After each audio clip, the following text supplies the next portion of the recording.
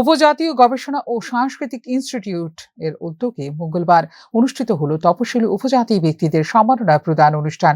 আগরতলার সুপারি বাগানে দশরথ দেব হল ঘরে আয়োজিত অনুষ্ঠানে প্রধান অতিথি হিসেবে উপস্থিত ছিলেন রাজ্য সরকারের জনজাতি কল্যাণ দপ্তরের মন্ত্রী বিকাশ দেববর্মা।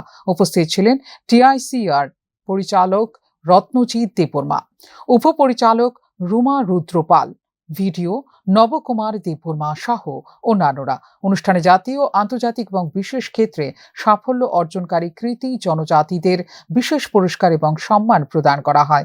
ক্রীড়া ক্ষেত্রে এদিন জাতীয় স্তরে সাফল্য অর্জনকারী ৪৯ জনকে ৪০,০০০ টাকা করে প্রদান করা হয়।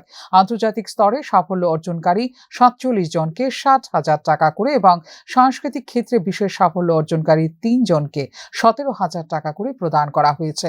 এদিনের অনুষ্ঠানে মোট ১৮ লক্ষ টাকা পুরস্কার হিসেবে প্রদান করা হয়েছে বলে মন্ত্রী জানিয়েছেন।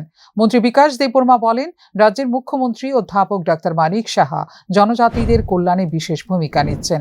এই অ্যাওয়ার্ডগুলো দেওয়া হচ্ছে আগামী দিন যেন আমাদের এই রাজ্যকে আরো সুনামের সঙ্গে তারা তলে ধরতে পারে, এটার জন্যই আমাদের আজকে এই প্রোগ্রামটা।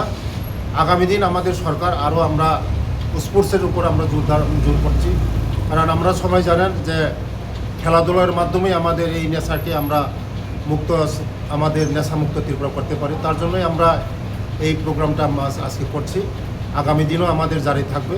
আমাদের রাজ্যের জনপ্রিয় মুখ্যমন্ত্রী আমাদের জনজাতিদেরকে, বিশেষ করে আমাদের জনজাতিদেরকেই উনি আমাদেরকে তুলে ধরার জন্যই এই ধরনের প্রোগ্রাম করা হচ্ছে। অন্যদিকে রাজ্যের একলব্য স্কুলগুলিতে এবছর ফলাফল অনেক ভালো হয়েছে বলে তথ্য দিয়েছেন মন্ত্রী বিকাশ দেববর্মা। অনুষ্ঠানকে কেন্দ্র করে জনজাতি অংশের মানুষের মধ্যে উৎসাহ লক্ষণীয় ছিল।